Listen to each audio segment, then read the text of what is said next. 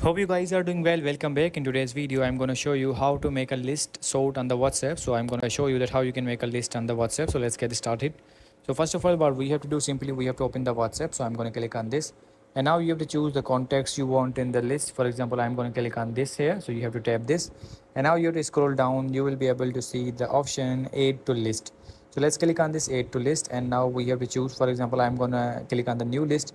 So we have to provide the name. For example, I'm going to provide the works here, so let's click on the works, and then we have to click on the done, and let's click on the done again, and it will be added into your list. So let's click on the done. So as you can see, now it's added to list. If you want to add another name, for example, I want to add this one here, so I'm going to click on this here. So let's click on this, and again click on the add to list. We have to choose the work here, and done. So in this way you can add the different types of name in the list, and I hope you guys understand this video, that how you can add the list on the WhatsApp. So see you in the next video.